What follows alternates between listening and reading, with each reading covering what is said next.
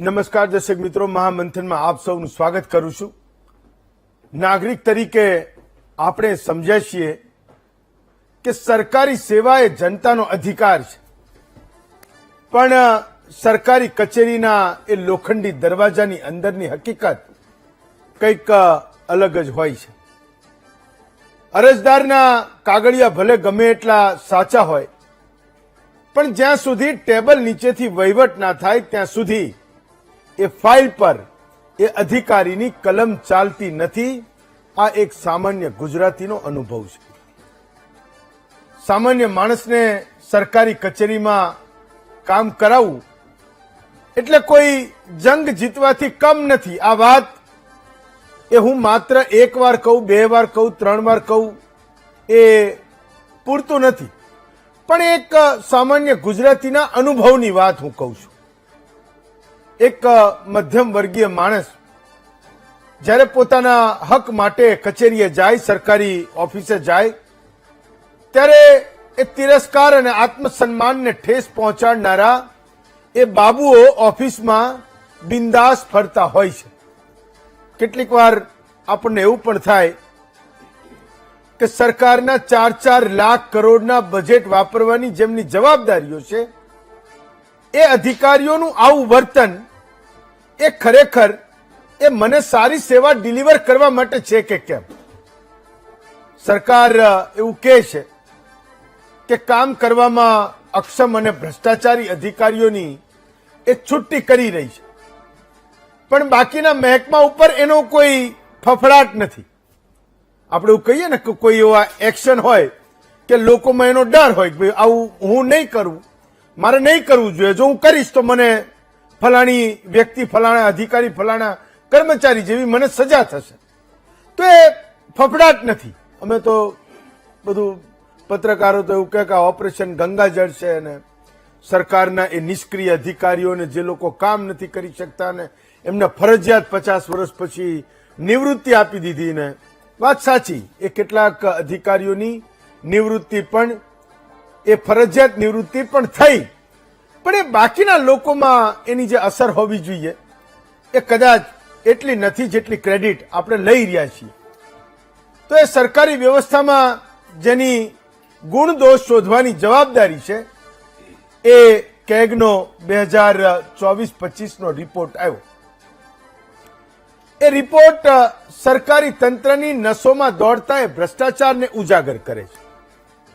તકેદારી આયોગ પણ સરકારી વ્યવસ્થામાં ગરબડોને શોધે છે। એ આયોગને એક વર્ષમાં 11,223 ફરિયાદો મળી છે। આ સરકારમાં એક વ્યવસ્થા છે કે કોઈને કંઈ ગરબડી લાગે, સરકારી વ્યવસ્થામાં કંઈક ખોટું થતું લાગે તો એને ફરિયાદ કરી શકે। આ સરકારી વ્યવસ્થામાં એક વ્યવસ્થાનો ભાગ છે। જેમ એન્ટી કરપ્શન બ્યુરો છે, જેમ વિભાગોમાં સીધી ફરિયાદો પણ થાય છે, તો આ એક એવો વિભાગ છે કે જ્યાં લોકો એ ફરિયાદ કરી શકે, તો એને 11,233 ફરિયાદો એક વર્ષમાં મળી છે। તો આ ફરિયાદો એ વાતની સાક્ષી છે કે સરકારી તંત્રની નસે નસમાં દોડતા ભ્રષ્ટાચારની સામે એક સામાન્ય માણસ લાચાર છે। પણ ગુજરાતમાં કેટલીક બેદરકારી અને લાપરવાહી એ આપણને ખરેખર અચરજ પમાડે એવી છે। ક્યારેક તમને એવું પણ લાગે કે ભ્રષ્ટાચાર સામેની આ લડાઈ જનતા તો એ ક્યારેય નહીં જીતી શકે।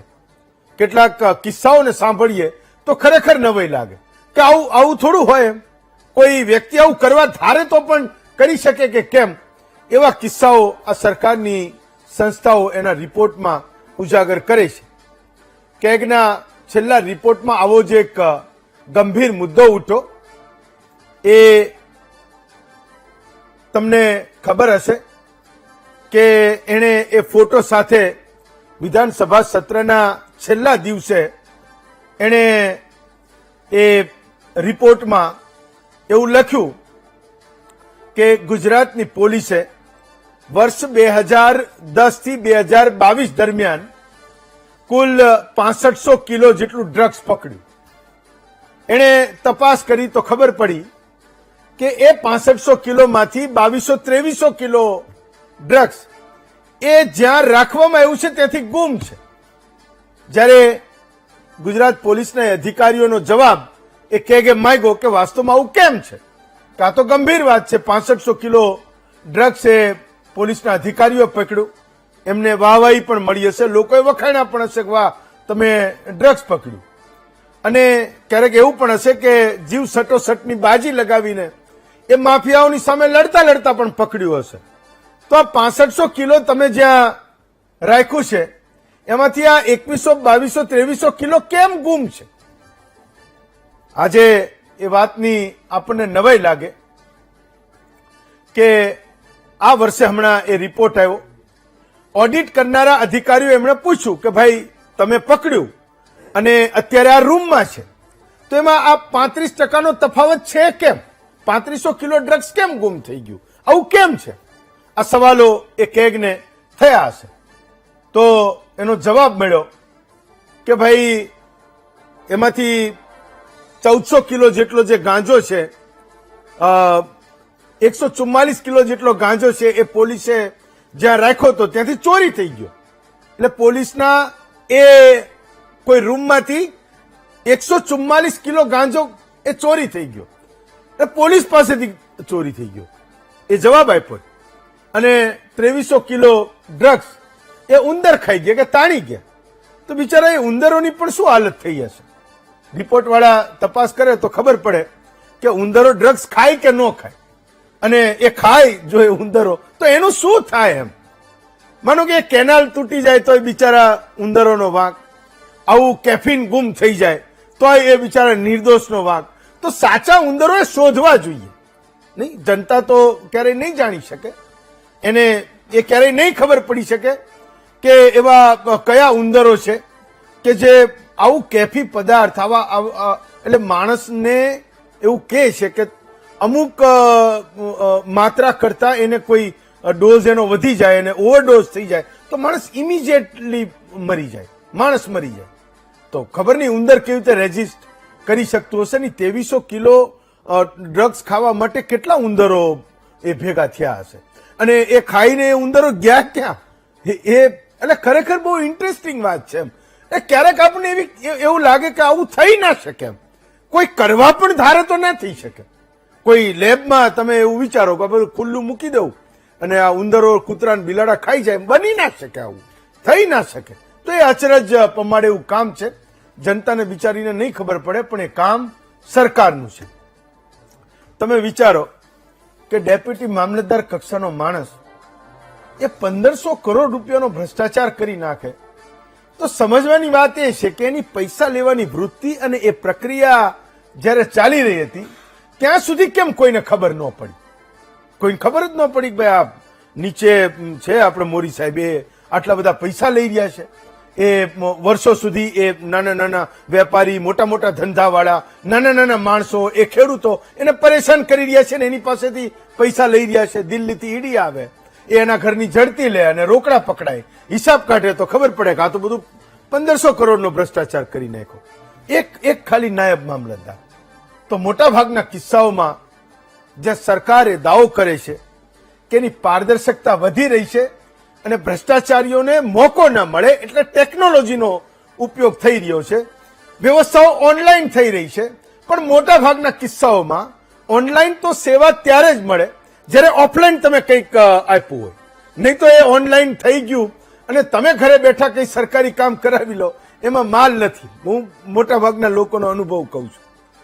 તો એ નાગરિકોને તો તમે પૂછો કે જેના કારણે તમે આજે સરકાર છો, ગરીબના ઘરે નળ આપવાનો હોય તો એમાં કટકી થાય, જરૂરિયાતમંદ માણસના એ બાળકો સરકારી શાળાએ ભણવા જાય અને એની મધ્યાહન ભોજનની યોજનામાં કટકી થાય, કોઈ ગામડાના માણસો એ દાયકાઓથી મતતા હોય કે એને ત્યાં રસ્તો બને અને એ 10-10 વર્ષે એકવાર રસ્તો બને, એક જ ચોમાસામાં તૂટી જાય.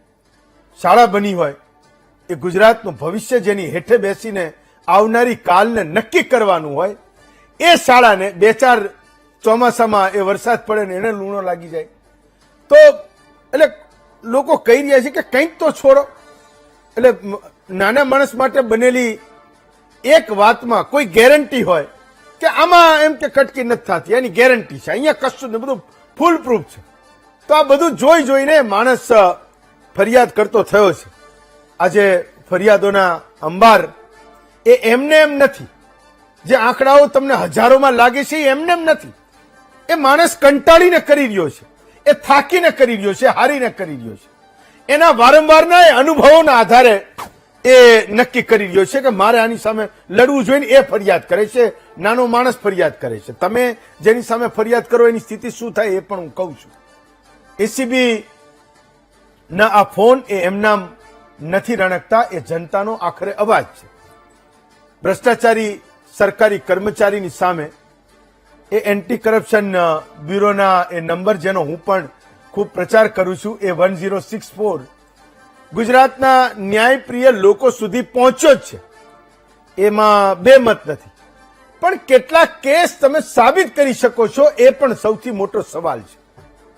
રિપોર્ટ એવું કહે છે કે 2025માં એન્ટી કરપ્શન બ્યુરોએ 187 ભ્રષ્ટ અધિકારીઓની સામે કેસ દાખલ કર્યો, પણ એમાંથી માત્ર 37 જ કેસમાં એ અધિકારીને ભ્રષ્ટાચારી સાબિત કરી શકાય છે. તો દરિયાના જળમાં એક પ્યાલા સમાન અધિકારીઓની સામે કેસ થાય છે, અને એમાંથી પણ 101 ભ્રષ્ટ અધિકારીઓનું નિર્દોષ છૂટી જવું એ કાં તો તપાસની નિષ્ફળતા છે, અને અથવા તો એ ભ્રષ્ટાચાર આચરવાની સ્માર્ટ પદ્ધતિ છે, જે અધિકારીઓ શીખી ગયા છે, ટ્રેન થઈ ગયા છે, અને એમને એ કાયદાનો ગમે એવડો લાંબો હાથ હોય એ પણ એમને પકડી શકતો નથી. તો એ સિસ્ટમમાં રહેલા એ ભ્રષ્ટાચારીઓએ કાયદાની છટકબારી એ શોધી લીધી છે. એમને ખબર પડી ગઈ છે કેવી રીતે થાય. એમને પકડનારા એ લાંબા હાથ આપણે ગમે એટલો દાવો કરીએ તો પણ એના સુધી એ પહોંચી શકતા નથી. જ્યારે કોર્ટમાં જાય તો આપણે સાબિત કરી શકતા નથી. તો એ ભ્રષ્ટાચારીઓના કારણે એ સામાન્ય માણસ ક્યાં સુધી પીડાતો રહેશે, એ તમામ વાતો વિશે આજનું મહામંથન આપણે કરવાનું છે.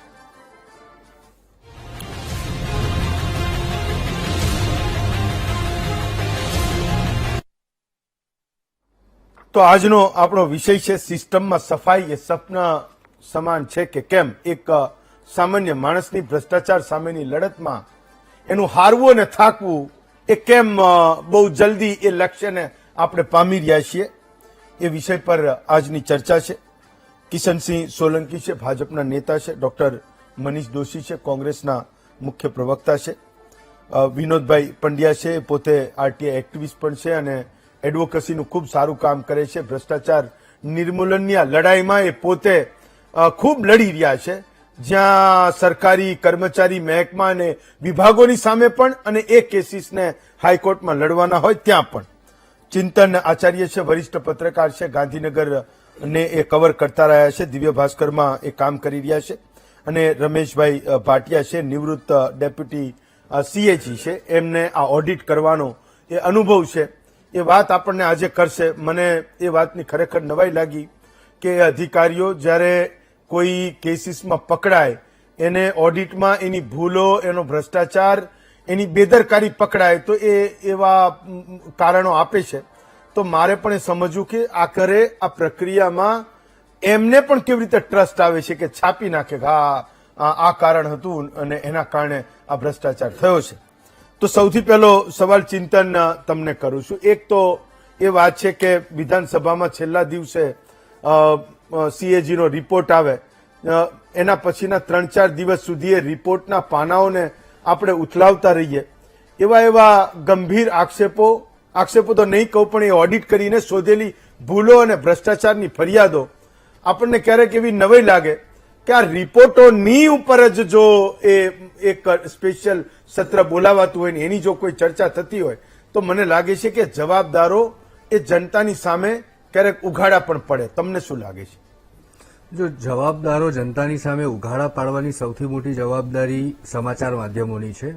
એ થઈ રહ્યું છે. અત્યારે તમે જુઓ કે રિપોર્ટ્સ આવ્યા અને એના આધારે તમે સરકારી એજન્સીઓ જ છે, આ બધી ઓડિટ એજન્સીઓ છે, એને જે તથ્યો ચકાસ્યા, એ ચાહે કમ્ટ્રોલર એન્ડ ઓડિટર જનરલ હોય, એ ચાહે એસીબી હોય, એ ચાહે વિજિલન્સ કમિશન હોય, આ બધા લોકો, માનવ અધિકાર આયોગ છે જ્યાં માનવ સંબંધિત ગુનાઓની ચર્ચા થતી હોય, આ બધી જ એજન્સીઓ, આ બધા જ પ્રકારની જે સંસ્થા, સરકારની બંધારણીય સંસ્થાઓ છે, એ રિપોર્ટ પોતાના વાર્ષિક મૂકે છે અને એમાં આ પ્રકારના તથ્યો બહાર આવે છે.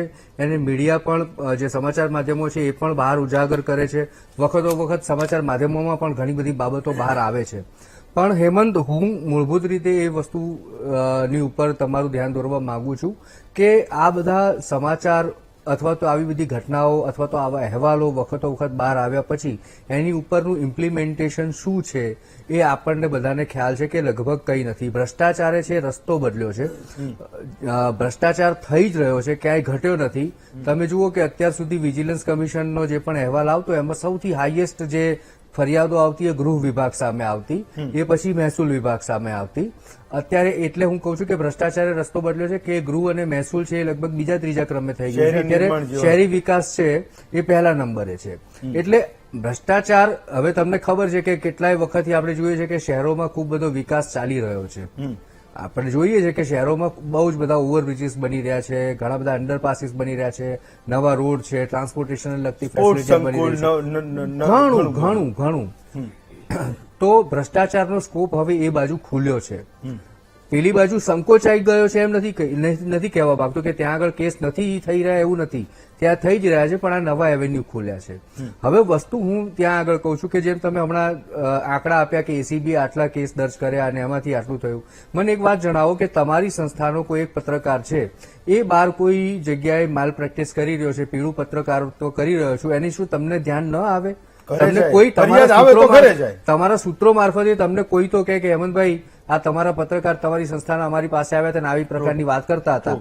અહીંયા તો એમની જ પોતાની સંસ્થા એમને કહી રહી છે કે આ જુઓ તમારા સરકારના વિભાગોમાં આટલી આટલી ગરબડો ચાલી રહી છે. તમે જુઓ કે કેગના રિપોર્ટમાં આવ્યું કે કરોડો ટન અનાજ જે ગરીબોને આપવાનું હતું, જે સરકાર દાવો કરે છે કે આ દેશની 50% જનતા અમારું આપેલું અનાજ ખાય છે કોરોના પછી, કારણ કે આ જનતાની પાસે હવે અનાજ લાવવાનો કોઈ બીજો રસ્તો નથી, એટલે સરકાર ખવડાવે તો ખાય.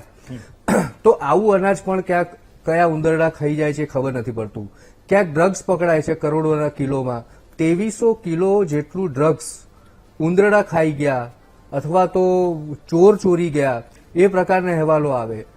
હવે તમે વિચારો કે આ સિસ્ટમ કેટલી પોલી છે, છતાં પણ તમને આ ખ્યાલ છે, આવે છે, પણ છતાં ક્યાંય કરેક્ટિવ મેજર્સ લેવાતા નથી, ક્યાંય સુધારાત્મક પગલાં લેવાતા નથી. હું એમ કહું છું કે મને અત્યારે તમારી કોઈ આઈએસ અધિકારી, કોઈ સચિવ કક્ષાનો અધિકારી અને માત્ર 5 રૂપિયાનો દંડ કર્યો હોય અને એની સર્વિસ બુકમાં, જે એની સેવા પોથી હોય એમાં નોંધાયું હોય કે તમારા કેસ, તમારા ખાતામાં આ થયું, આવી જવાબદારી ફિક્સ કરવામાં આવે ને તો આ બધું તંત્ર ધીરે ધીરે બધું ઘણું એમાં સુધારા આવી શકે. પણ આ બધું છે જ નહીં. એક ચેનલ આમ ભ્રષ્ટાચારની છે, નીચેથી લઈને ઉપર સુધી છે, પણ જયારે પકડવાનું આવે ત્યારે એ જગ્યાએ કોઈ એક જગ્યાએ ચેનલ છે એ કપાઈ જાય, એટલે નીચેનો જે માણસ છે પકડાય છે, ઉપર સુધી એ રેલો આવતો નથી. એટલે હું એ બાબત કહેવા માંગુ છું કે ખરેખર સિન્સિયરનેસ છે કે નહીં. અને આ એવું નથી કે આ 2002 ની પહેલાના અથવા તો 1995 પહેલાના ભ્રષ્ટાચારો, 1980 ના સમયના ભ્રષ્ટાચારો પકડાતા હોય. આ તો બધા છેલ્લા 2-4 વર્ષના ભ્રષ્ટાચારો છે. કશું સાબિત કરે છે. એટલે હું એ કહું છું કે જો ખરેખર સિન્સિયરલી પ્રયત્ન થતા હોય અથવા કરવા હોય તો ઘણા બધા થઈ શકે છે, પણ આંખ વિચારણા કરવા પડી રહ્યા છે અથવા તો થઈ રહ્યા છે, એ બાબત અહીંયા દેખાઈ રહ્યા છે. કારણ કે આંકડા જ કે છે, અને આ કોઈ મારા, તમારા કે બીજા કોઈ ખાનગી વ્યક્તિએ કરેલા તારણો નથી. આ તો એમની સરકારની જે એજન્સી છે, જે બંધારણીય સંસ્થા છે, જે સ્વાયત્તતા છે, જેને એણે આપેલા તારણો છે. તો અને આ બીજું તમને કહું કે આમાં ઘણા બધા તો સેમ્પલ સર્વે છે. કેગ જે છે, કમ્ટ્રોલર એન્ડ ઓડિટર જનરલ, એ સેમ્પલને આધારે કરે. એ માની લો કે 35,000 ઓફિસ હોય આ ગુજરાત સરકારમાં, તે 35,000 માંથી માત્ર 3500 ઓફિસને પકડે 10% લેખે, અને 3500 કેટલી છે એના આધારે તારણ આપે. એટલે બાકીની તો નથી જ આવતી. 31,500 જેટલી જે સંસ્થા છે એનું તો હજુ કંઈ થયું જ નથી. આ સેમ્પલ સર્વે છે. એટલે હવે તમે વિચારો કે આની ગ્રેવિટી જે છે એ કેટલી હશે ભ્રષ્ટાચારની, અને હવે કરેક્ટિવ મેજર્સ લેવા માટે શું કરવું એ સરકારને હવે જવાબદારી બને છે. એટલે ચિંતન તમે ગાંધીનગર જાઓ છો તો એ હવામાં આમ કઈ એ હોય છે કે ઉંદર પણ ખાઈ જાય ને મોર પણ ખાઈ જાય ને ચોર પણ ખાઈ જાય ને તોય બિચારો ગુજરાતનો ગરીબ માણસ એ જીવતો રહે, મતતો રહે, એ લડતો રહે કે ભાઈ આ તો તમે બંધ કરો, એમાં આને તો ક્યાંક તમે ડૂચા આપો, હવે આને તો કંઈક આ બધા પેલા બંધ કરો, એમ એ હવામાં છે કઈ એવું? એવી હવા જબરદસ્ત આખા ગુજરાતમાં છે કે સામાન્ય માણસ છે ને કોઈક વિચિત્ર પ્રકારના કેફમાં રહે છે. એને એટલે આ બધા જયારે ઇન્જેક્શન આપવાનું આવે કે ઓપરેશન કરવાનું આવે એની પહેલા ચામડી બેરી કરવાની આવે. એ ચામડી બેરી કરે એટલે એને ત્યાં આગળ એક ચીરો પાડી દે કે વાઢ મૂકે ડોક્ટર, તો એનો ખ્યાલ ના આવે એને લોહી નીકળી જાય, એને ત્યાં શસ્ત્રક્રિયા થતી હોય, એવા કોઈ ઇન્જેક્શનો આપવામાં આવે છે. એક ઇન્જેક્શન હમણાં છેલ્લા 1-2 દિવસમાં આપવામાં આવ્યું કે એક્સાઇઝ ડ્યુટી ઓઇલ ઉપરની માફ થઈ ગઈ. આનંદો. હું પેટ્રોલ ભરાવા ગયો અને મેં કહ્યું કે ભાઈ એક્સાઇઝ ડ્યુટી માફ થઈ તો મને પેટ્રોલમાં 1 રૂપિયાનું તો ડિસ્કાઉન્ટ મળવું જોઈએ ને. તો પેટ્રોલ પંપ વાળો કે અમને કોઈ એવો આદેશ નથી. વોટ્સએપ ઉપર મને લગભગ 50 જગ્યાએ મારા કમ્યુનિટીના ગ્રુપમાં, મારા મિત્રોના ગ્રુપમાં ઘણા બધા જગ્યાએ આવ્યું સમાચારો જે વહેંચતા હોય કે ભાઈ આ એક્સાઇઝ ડ્યુટી માફ થઈ ગઈ. એટલે લોકોને એવું લાગે કે વાહ વાહ એક્સાઇઝ ડ્યુટી માફ થઈ ગઈ, હવે આપણું કલ્યાણ થઈ જશે. પણ ખરેખર જયારે પેટ્રોલ ભરાવા જાય ત્યારે તો 1 રૂપિયાનું પણ એમાં નથી મળતું. હમણાં થોડા દિવસ પહેલા મેં એક જોયું એક વિડીયો, એમાં એક બેન છે માધ્યમના, એ એક બેનને પૂછવા જાય છે સમાચાર માધ્યમના કે આ પેટ્રોલ ડીઝલની આટલી બધી પેનિક ફેલાઈ ગઈ, આટલી લાંબી લાઈન લાગી ગઈ, તો તમે સરકારને કઈ ના કહેવાય અમારાથી, તમે કરો, તમે આ પેટ્રોલ પંપ વાળાને જઈને કહો કે આ લાઈનો બંધ કરાવે. એટલે એ સમાચાર માધ્યમને કહે છે કે ખરેખર તમારી જવાબદારી તમે લો એમ. સરકારને અમારાથી કશું જ ના કહેવાય, સરકાર તો સારી જ છે. એટલે આ બધા કેફ જે છે ને લોકોના મનમાં, ક્રેડિટ છે ને એમ. એટલે હું તમને એ જ કહું છું કે આ જે કેફ છે ને એ હજુ સુધી છે કદાચ લોકોના મનમાં. એટલે એના કારણે લોકોને અસર નથી થતી કે આટલા હજારો કિલો અનાજ ખવાઈ ગયું, હજારો કિલો ડ્રગ્સ ચોરાઈ ગયું, રીતસર મકાનોમાં પણ તમે જુઓ કે જે આવાસ યોજનાઓ છે એમાં જે લાભાર્થીઓ ખરેખર હતા એમને કાઢી નાખવામાં આવ્યા. અમુકને 3-3, 4-4 મકાનો ડુપ્લિકેશન થાય. એ ડુપ્લિકેશન કેવી રીતે થાય એ પણ આપણે જાણી શકીએ કે કેવી રીતે થતું હોય. પણ છતાંય લોકોને આમ સામાન્ય લોકોને હજુ એ અંદાજ અથવા અસર નથી થતી. અને ફીલ ગુડ ફેક્ટર અને ઓલ ઇઝ વેલ ટાઈપની એક હજુ જ્યાં સુધી છે ત્યાં સુધી હું માનું છું કે કોઈ ફેરફાર સત્તા પક્ષમાં ન આવે. ઓકે વિનોદભાઈ, તો મેં ઘણા બધા કિસ્સામાં જોયું છે, રાધર રાશન કાર્ડ વાળા મુદ્દામાં, એમના અનાજના મુદ્દામાં તમે લોકો હાઈકોર્ટ સુધી લડતા રહ્યા છો. તો એક એટલે ઘણા બધા કિસ્સાઓને છેલ્લા 3-4 દિવસમાં ગુજરાતની જનતાએ વાંચ્યા હશે. કદાચ એ મનોમન નક્કી કરતો હશે કે ભાઈ ઠીક છે, ત્યાં કોઈ કે કરી નાખ્યું, મારા ઘરે સીધો ફરક નથી પડ્યો. એ સરકારની તિજોરી કંઈક લૂંટાઈ હશે, કંઈક સામાન્ય માણસના ઘરે આવતા પણ કંઈક રોકાયું હશે, પણ ઇન્ડિવિજ્યુઅલી વ્યક્તિ એવું વિચારે કે ભાઈ ઓકે મને કંઈ લાંબો ફરક નથી પડ્યો. પણ કેટલાક કિસ્સાઓમાં એ જ્યારે કોર્ટના દ્વારે પણ એ મેટર પહોંચે તો મને નથી લાગતું કે ત્યાં પણ એવો કોઈ એવી કોઈ લાકડી હોય, ચમચમાતી લાકડી હોય કે અડે અને સામેના માણસને અસર થાય, કે એની બાકીની સર્વિસના 20 વર્ષ હોય, 25 વર્ષ હોય કે એ 22 વર્ષ જેટલા પણ બચ્યા કે 5 વર્ષ બચ્યા એ કરતો ભૂલી જાય. તમે ઘણા બધા કેસમાં લડ્યા અને કદાચ તમારા જેવા લોકો હજુ પણ આવતા રહેશે ને લડતા રહેશે. પણ એક સામાન્ય માણસનું ભ્રષ્ટાચાર મુક્તિનું જે એનું સપનું છે કે ભાઈ હું મારી પેઢીને કહેતો જઈશ કે અમે આ એની કિંમત ચૂકવી હતી, પણ એના કારણે તમે ભ્રષ્ટાચાર મુક્ત શાસનમાં એ ગુજરાતમાં તમે લોકો જીવી રહ્યા છો.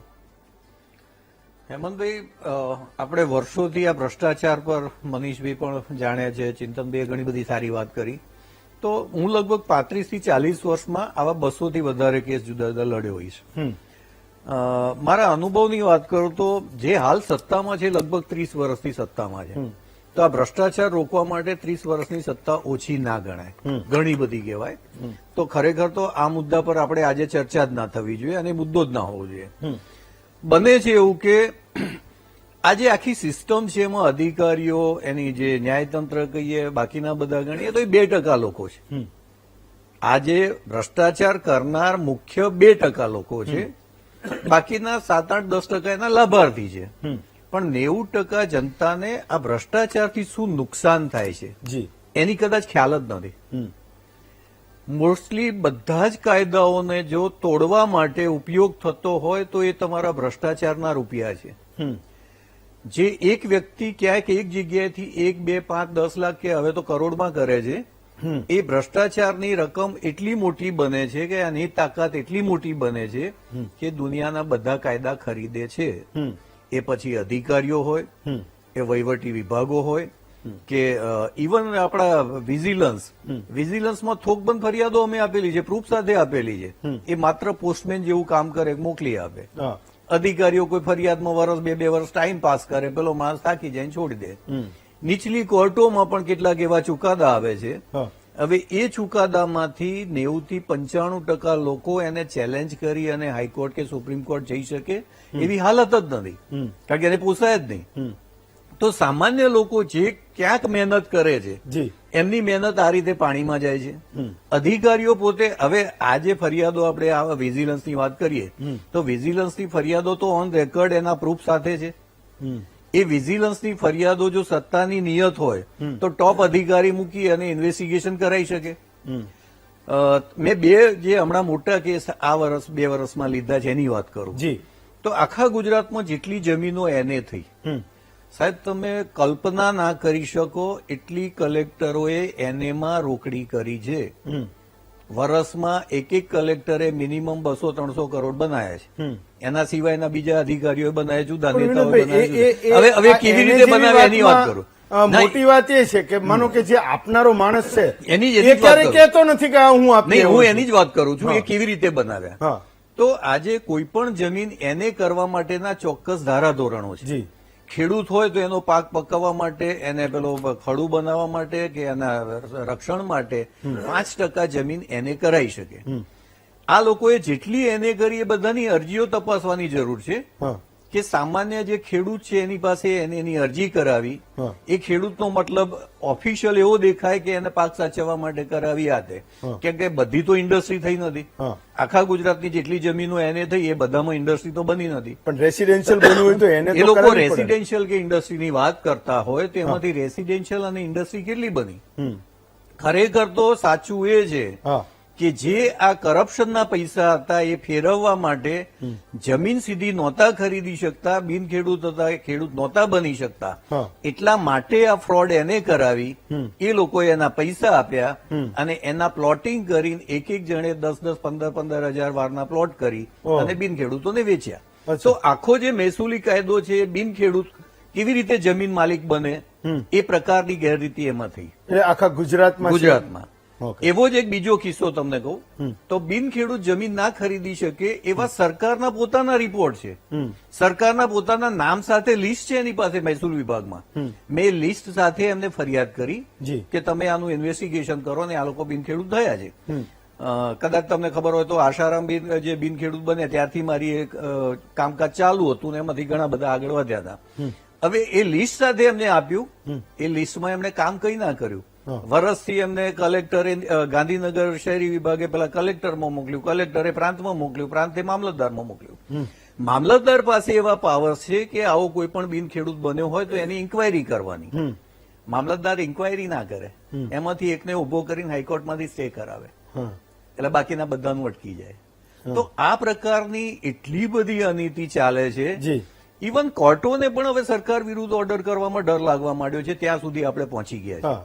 ઓફિશિયલ તમને કહું તો છેલ્લા 5 વર્ષમાં પબ્લિક ઇન્ટરેસ્ટ લિટિગેશનની જે અરજીઓ થઈ હોય એના પર તપાસ કરવાની જરૂર છે, એના જજમેન્ટ જોવાની જરૂર છે. ઓકે, એટલે એ એક્સેપ્ટ થઈ ગઈ, એની સુનાવણી થઈ, પણ એનું જજમેન્ટ સરકારની તો ખરેખર આ પ્રકારનું જે પીઆઈએલ હોય એમાં તો કોર્ટની જવાબદારી બને છે. આજે હું પીઆઈએલ કરતો હોઉં તો મારી જવાબદારી નથી બધી, કોર્ટની જવાબદારી બને છે. આપણે જે રાશનની હમણાં વાત કરી એ મારી પીઆઈએલ હતી, એ સિવાય બીજી પણ 2-3 પીઆઈએલ હતી, ઇવન આ મકાનોની. તો એમાં કોર્ટની ફરજ બને છે કે જેમાં પોતાનો સરકારનો વિજિલન્સ રિપોર્ટ છે કે આણે આવી રીતે 468 મકાન ખોટા વેચી દીધા છે, તો કોર્ટની ફરજ નથી બનતી કે એની તપાસ કરાવે.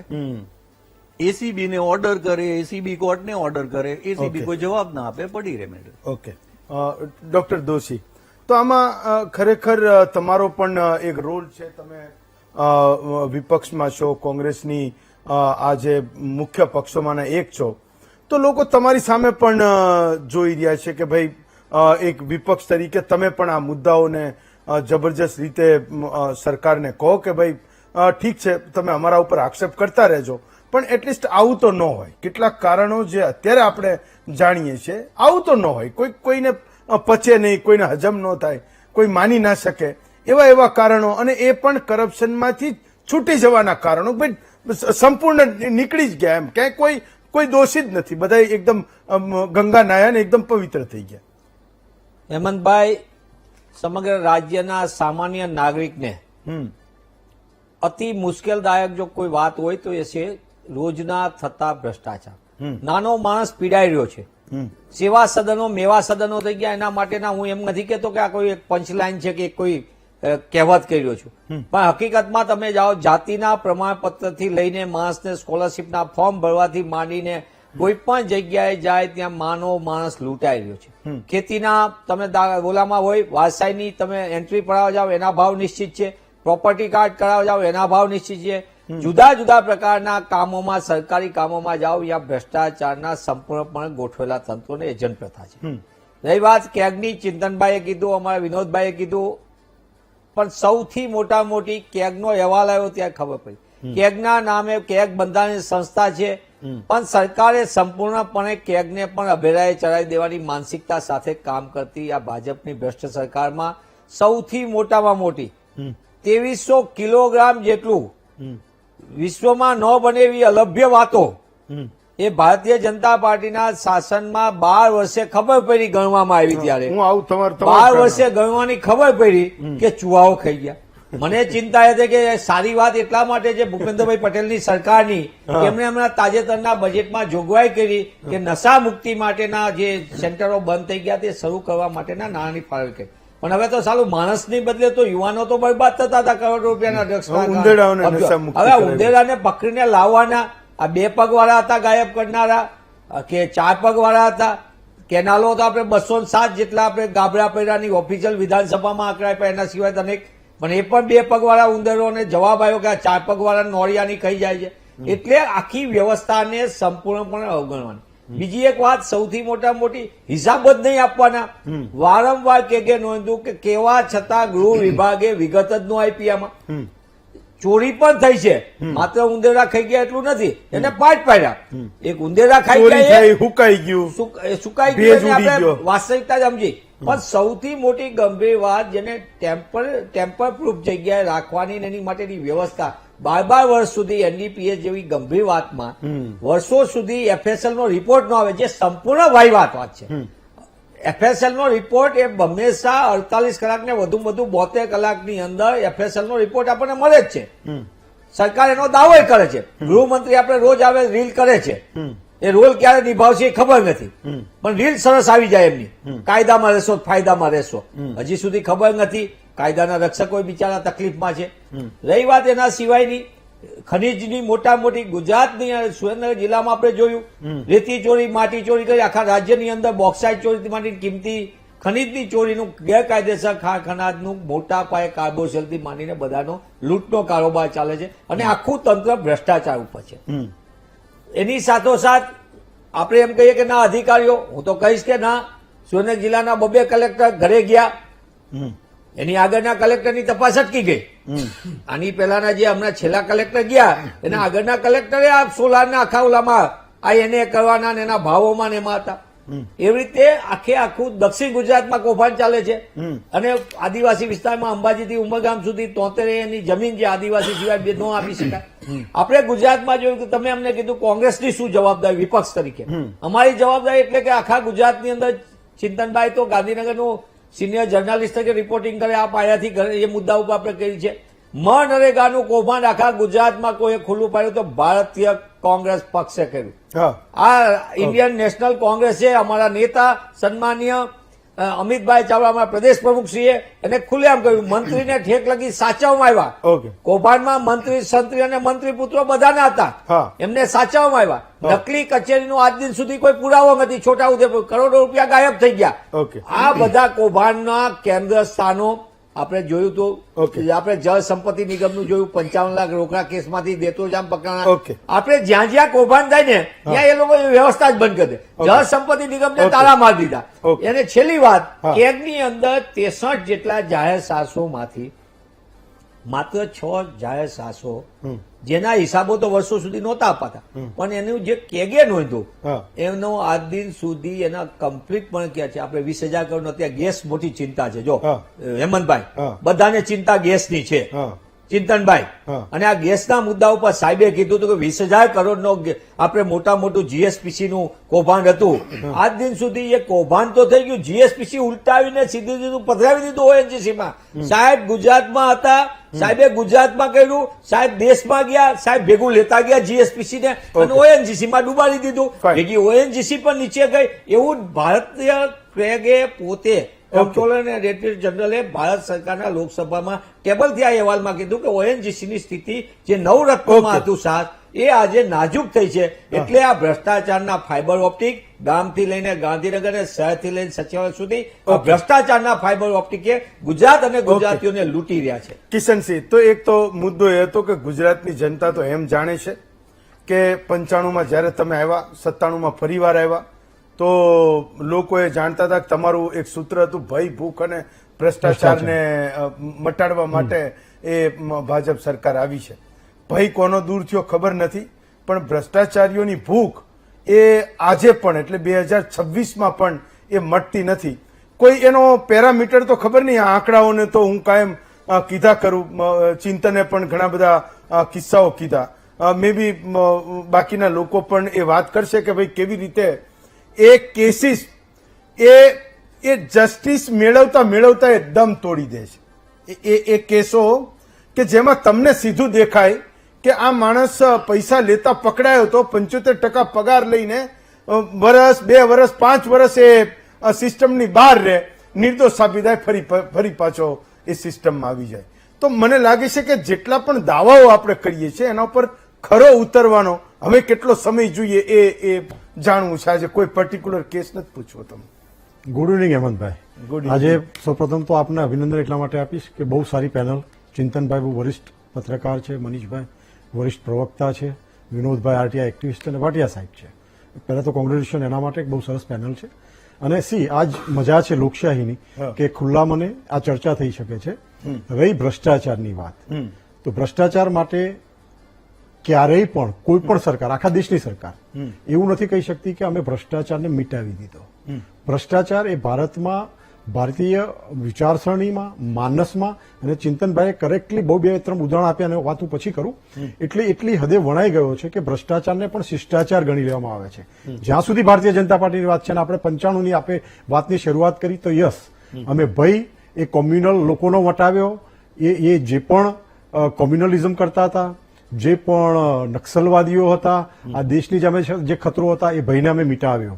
80 કરોડ લોકોને અનાજ આપી કોરોના સમયથી અત્યાર સુધી અમે ભૂખ પણ મિટાવી. રહી ભ્રષ્ટાચારની વાત, તો સુખરામ, ચિંતનભાઈને યાદ હશે ને, મનીષભાઈને તો ખાસ યાદ હોય, એમના નેતા હતા. ભ્રષ્ટાચારનું જે બોરિંગ હતું જ્યાંથી ભ્રષ્ટાચાર ચાલુ થયો હતો, ટેલિકોમ મંત્રી સુખરામ, સંચાર મંત્રી આપણા હતા. એ સુખરામથી લઈ અને આપણે અત્યારે 2026માં માર્ચમાં જયારે વાત કરી સુખરામનો દીકરો અત્યારે ક્યાં, એ આપણે એ પછી ચર્ચા કરીશું. એટલા માટે કે એ ભ્રષ્ટાચારના બોરિંગ ચાલુ કરી. અને આજે હું અભિનંદન આપીશ મનીષભાઈને કે ભ્રષ્ટાચારની ડિબેટમાં કોંગ્રેસ પાર્ટી આવી છે. એટલે એ લોકોને ભ્રષ્ટાચારની સામે બોલવામાં જે વર્ષો લાગ્યા, 26 વર્ષો, આજે મનીષભાઈ ભ્ષ્ટાચાર કે જે પ્રાસ્તિમાં એબીસીડી નો એથી ચાલુ કરી અને ઝેડ સુધીના ભ્રષ્ટાચારો જે પાર્ટીએ કર્યા છે, એ પાર્ટીના આજે પ્રવક્તા આપણી સાથે બેઠા છે. થેન્ક યુ, એમના ડેરિંગને હું થેન્ક યુ આપું છું. પણ એક અતિ અગત્યની વાત કરી છે ચિંતનભાઈએ, કે ચિંતનભાઈ એક બેનને પ્રશ્ન પૂછ્યો અને બેને જ્યારે વિશ્વાસ આ સરકાર પર વ્યક્ત કર્યો છે તો એનો બીજો મતલબ એવો થાય છે કે સરકાર પોતાનાથી બનતા તમામ પ્રયત્નો કરી રહી છે. આખા દેશમાં સૌથી વધારે એસીબીના ભ્રષ્ટાચાર સામેના કેસો ગુજરાતે તમે કર્યા છે. નરેન્દ્રભાઈ એટલે આ જે તમે 26 મંત્રી બેડે એ સરકાર- નહીં. એના ઉપરનો ભરોસો કીધો નહીં. હા, બિલકુલ તો કોના નહીં. ઉપરનો ભરોસો? હું માત્ર અને માત્ર ગુજરાત સરકાર જે એક્શન લઈ રહી છે એ એક્શનની વાત કરી રહ્યો છું કે આપણે સૌથી વધારે ભ્રષ્ટાચાર સામે લડાઈ લડી રહ્યા છીએ. અને વડાપ્રધાન શ્રી નરેન્દ્રભાઈ મોદીએ તો આના માટે પ્રતિયોગિતાઓ દર વર્ષે યોજવાનું કીધું છે કે ભ્રષ્ટાચાર સામે પ્રતિયોગિતા, યુવાનોને સૌથી વધારે ભ્રષ્ટાચારની અસર ક્યાં છે? વિનોદભાઈ પરફેક્ટલી બોલ્યા હતા કે આ જ ભ્રષ્ટાચારના પૈસાના લીધે ડ્રગ્સ માફિયાઓ, આપણી લોકશાહીને જોખમ, જે નેતાઓ ભ્રષ્ટાચાર કરે છે, ભ્રષ્ટાચારના પૈસાથી ઉભી થતી ગુંડાગર્દી, એનાથી વધતી જે બ્યુરોક્રેટિક વ્યવસ્થાઓને જે પડતી ડિસ્ટર્બન્સ છે અને સામાન્ય લોકો જેના ભોગ બનવું પડે છે એ તમામ વાતો ભ્રષ્ટાચારના બોરિંગના લીધે જ થાય છે. પણ ભ્રષ્ટાચારને બચાવો, ભ્રષ્ટાચારને છુપાવવો એ કોંગ્રેસની નીતિ હતી. ભ્રષ્ટાચારની સામે લડવું, ભ્રષ્ટાચારને ઉજાગર કરવો અને સખતમાં સખત એક્શન લેવા એ ભારતીય જનતા પાર્ટીની સરકારો કામ કરી રહી છે. અમે બિલકુલ નથી કહેતા. કેગનો જે રિપોર્ટ આવ્યો છે એ રિપોર્ટનું અમે પૂરું સન્માન કરીશું, એના ઉપર એક્શન લઈશું. અને કેગનો રિપોર્ટ એ સંપૂર્ણ આપણા આખા દેશમાં એ સંવિધાનિક વ્યવસ્થા છે. કેગ સરકારે વાપરેલા પૈસા, નવણ વપરાયેલા પૈસા, ભ્રષ્ટાચાર થયેલા પૈસા, ખોટા બિલો દ્વારા ઉભા થયેલા પૈસા, વધારે આપેલા પૈસા એનો ઉજાગર કરે છે. મૂળ તો મુદ્દો એ છે કે માનો કે જે સમયે તમે કોંગ્રેસને કહો છો, તમારે કેવું છે, પોલિટિકલ લોકો તમે છો કહી શકો, પણ મુદ્દો એ હતો કે તમે તો કોંગ્રેસને ચિત્રી કે આ લોકો ભ્રષ્ટાચારી છે ને અમને ટર્ન આપો, અમારો તમે વારો આપો. લોકોએ આપ્યો. 3 દાયકાઓ થઈ ગયા. એક પણ આક્ષેપ ગુજરાત સરકારના એક પણ નેતા ઉપર મનરેગાનું કહેતા હતા ને હમણાં, એટલે તો મનરેગામાં ભરૂચમાં કોંગ્રેસના નેતાઓ કયા નેતાઓ હતા એ નથી કીધું મનીષભાઈએ.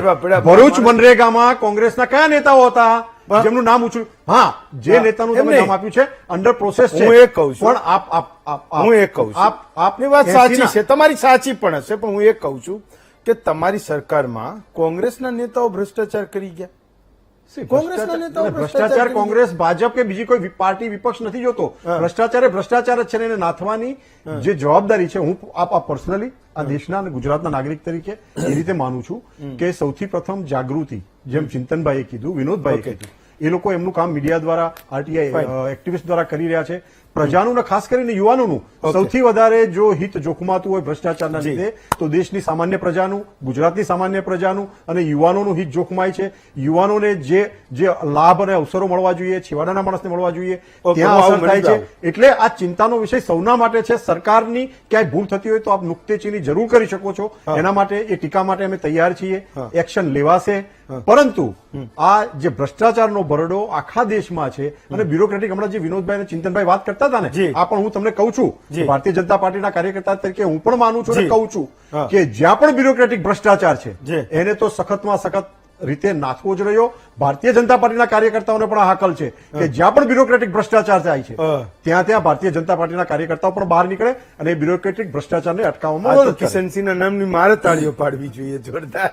ચલો ભાટિયા સાહેબ, હું એમ કહું કે 2000 ને લગભગ 16નું વર્ષ તત્કાલીન કોંગ્રેસી નેતા અર્જુનભાઈ મોઢવાડિયાએ, મને યાદ છે કે એક પ્રેસ 11 મુદ્દાના ભ્રષ્ટાચારના આરોપ એમાં એક મુદ્દો એવો હતો કે ભાજપના કોઈ એક નેતાના સંતાને ગુજરાતમાં જે પ્રતિબંધિત વિસ્તાર છે, સેન્ચ્યુરી અભયારણ્ય, એવા વિસ્તારમાં કંઈક બહુ મોટો રિસોર્ટ બનાવ્યો અને એ રિસોર્ટ બનાવ્યો, એમાં નરી ભ્રષ્ટાચારની વાત હતી. અર્જુનભાઈ મોઢવાડિયા આજે ભાજપમાં છે, ત્યારે કદાચ એ બાબતમાં અર્જુનભાઈ નહીં બોલે, પણ એ વખતે એમણે કર્યું હતું એના કારણે એ ભાજપ કમિશન પણ બન્યું હતું અને કમિશને મોટા ભાગના કિસ્સામાં તપાસ કરી અને એ કેસના કારણે કથિત રીતે જે તે વખતે એ નેતાને ઘણું બધું ગુમાવવું પડ્યું. ફાઇન. ભાટિયા સાહેબ, તો એક તો ભાટિયા સાહેબ એ કહો કે હું કેગના છેલ્લા કેટલાક રિપોર્ટ્સને જોઉં છું, મેં આ ડ્રગ્સ વાળા ફોટોઝ ને એ બધું જોયું, તો ચિંતને પણ કીધું કે ભાઈ રેન્ડમલી એ સેમ્પલ તમે લો છો ને એમાંથી ખોલો છો ને એનું એનાલિસિસ કરો છો, એના રિપોર્ટને તપાસો છો ને તમે એ અધિકારીઓનો, એ વ્યવસ્થાઓનો જવાબ માંગો છો કે આખરે આ ત્રુટિ અમને દેખાય છે, આ ગંભીર બાબતો અમને દેખાય છે, એનો તમે જવાબ આપો. શું વાસ્તવમાં આવા જવાબો એ અધિકારીઓ આપતા હોય છે કે આ ચોરાઈ ગયું ને ખોવાઈ ગયું ને એના ભેજ એનો હતો અને એમાંથી એ ઉડી ગયો ને એના કારણે આ કરપ્શન થયું છે, આ ગુમ થયું છે, અથવા તો આ ભૂલ થઈ છે, અથવા તો તમને જે કરપ્શન લાગે છે એ આ અમારી આ પ્રકારનું કોઈ કારણ છે? ભાટિયા સાહેબ. દરેક જગ્યાએ જી જ્યારે ઓડિટ પાર્ટી જતી હોય છે જી ત્યારે એક પ્રિલિમિનરી ઓબ્જેક્શન મેમો જેવું ઇસ્યુ કરે, હા એના ત્યાંના ઓફિસરોએ જવાબ આપવો પડે છે જી અને ન આપે તો હા. અમે એમના એચઓડી જે છે હા. એમને પૂછીએ છીએ જી અને જવાબ આવે એ જ અમે ઇન્કોર્પોરેટ અંદર કરીએ છીએ. હા એ એટલે આ એનો લેખિતમાં જવાબ હોય? લેખિતમાં જ હોય છે. ઓકે જે કંઈ હોય છે બધું લેખિતમાં જ હોય છે. હા. તો જ અમે એને ઇન્કોર્પોરેટ કરી શકીએ છીએ. પોતાના અઝમ્પશન પ્રઝમ્પશન ઉપર અમે કોઈ દિવસ જતા ઓકે. નથી. માનો કે એ જયારે જવાબ આવે ત્યારે પર્ટિક્યુલર કોઈ અધિકારી અથવા એના હોદ્દાનું કોઈ નામ લખેલું હોય છે કે આ વ્યક્તિના કારણે અથવા તો? ના, એવું કંઈ અત્યારે હું ન કહી શકું, એ યોગ્ય બી નથી. ઓકે. પણ નોર્મલી આવું થયું છે એ જવાબમાં આવે છે ખરો. તો એ ક્લાર્ક કક્ષાનો અધિકારી પણ એ કર્મચારી પણ એ જવાબ આપી દે CAG ને? એ તો યુનિટના અધિકારી જે હોય હા. એ જવાબ આપતા હોય છે. અને ઓકે. અમે તો એમના એચઓ લેવલના જે અધિકારી હોય એમને બી પૂછી લઈએ છીએ. ફાઇન. એ એમને કન્સિડર કરતા હોય તો એ જવાબને સપોર્ટ આપીને એમનો જવાબ અમને આપે છે. ચલો એક નાનકડો એવો બ્રેક લઉં છું. બ્રેક પછી પાછો આવું છું. તમારા પણ કેટલાક સવાલો છે એને પણ પૂછું છું. એક નાનકડો બ્રેક લઉં છું.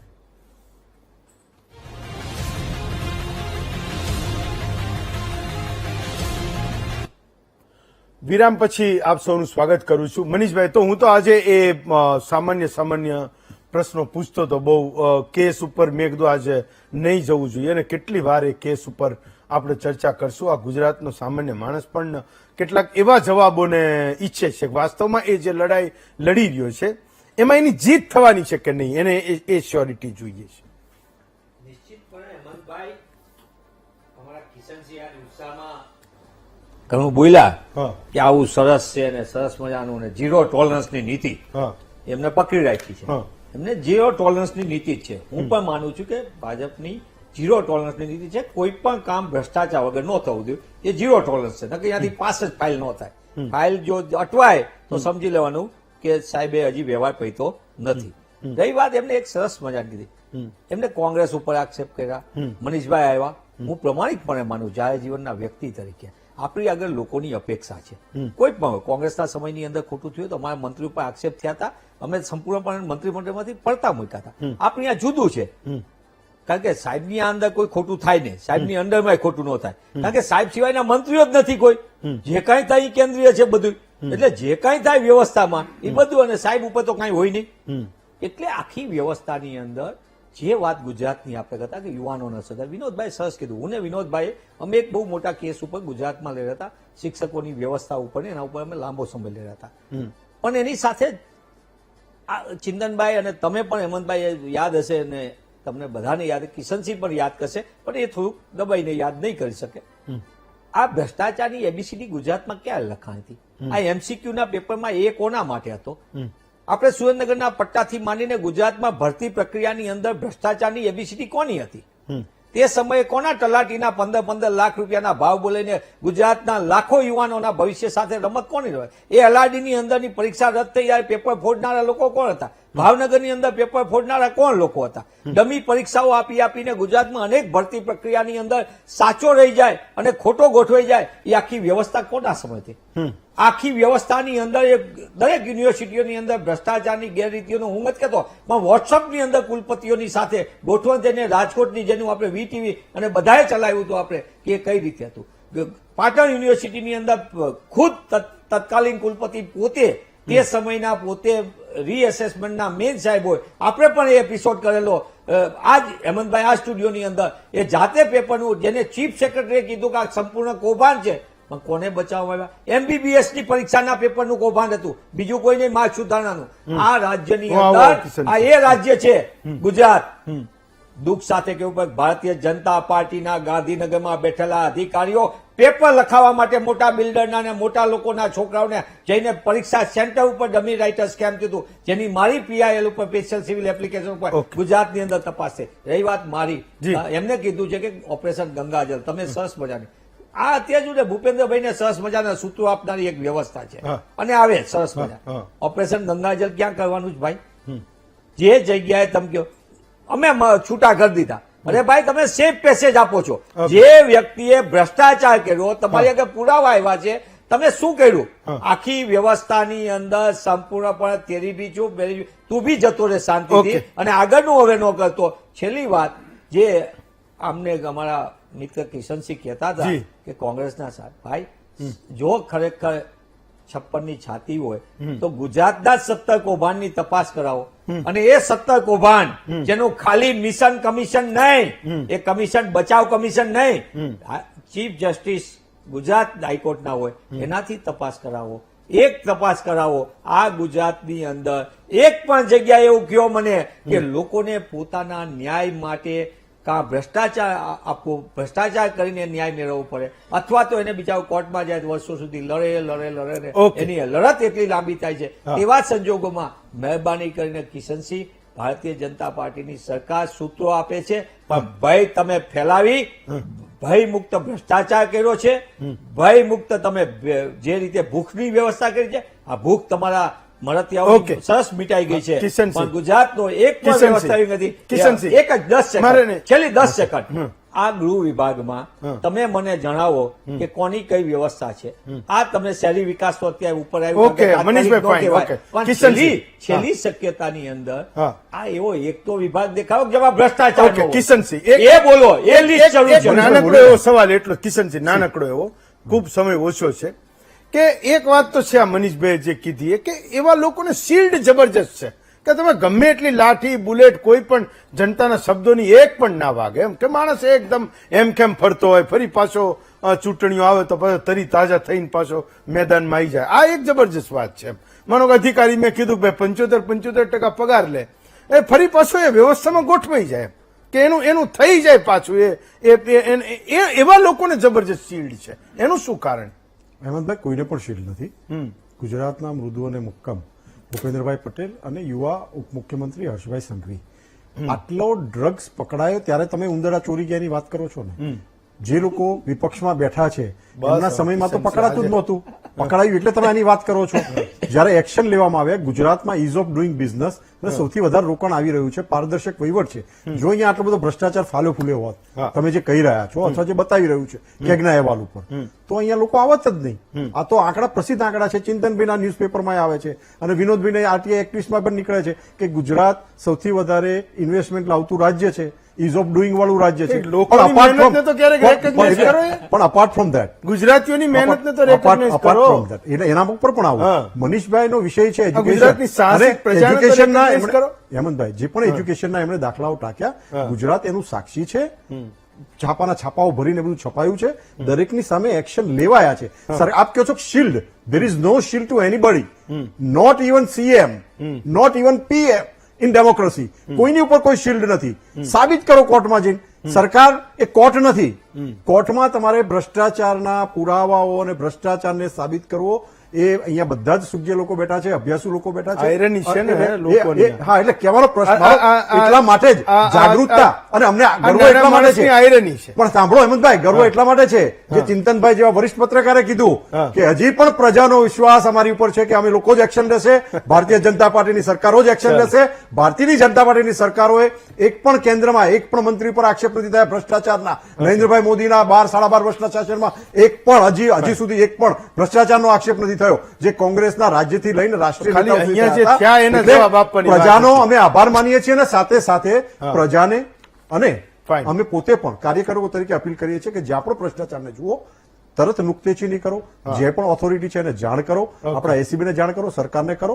ત્વરિત પગલા લેવામાં આવશે. પણ શિલ્ડ કોઈનું નથી. એ કાનૂની પ્રક્રિયા છે, બંધારણીય પ્રક્રિયા છે, કોર્ટની પ્રક્રિયા છે, જેમાં લોકો છટકી પણ જાય છે અને મોટાભાગના લોકો ગુજરાતમાં પ્રમાણ છે કે સજા પણ પામ્યા છે. ખાલી આજના દિવસે આપણે પાંચેય અને એટલે આપણે 6 લોકોએ, મારા સહિત તમામે, ખાલી એટલી જ પ્રાર્થના કરવાની છે કે આ ચર્ચા જ્યાંથી આપણે શરૂઆત કરી હતી કે એક સામાન્ય માણસ ભ્રષ્ટાચાર મુક્તિની સામેની આ જંગ એ જીતી જાય. ખાલી આપણે એટલી પ્રાર્થના કરવાની કે જીતી જાય બસ. એના માટે જેને જે કરવું પડે એ કરે. આપણે પ્રાર્થના કરવાની કે એ સામાન્ય માણસ બિચારો એ જીતી જાય, હારે નહીં, થાકે નહીં. પ્રાર્થનાની જંગ લડવો પડશે. હારે નહીં અને થાકે નહીં. જંગ લડવો પડશે. હારે નહીં અને થાકે નહીં. પ્રજાએ જંગ ગેસ લડવો વાળું પડશે. ઓકે, કઈ ચાલો. જંગ. ગુજરાતમાં ગેસની લાઈનો બહુ છે.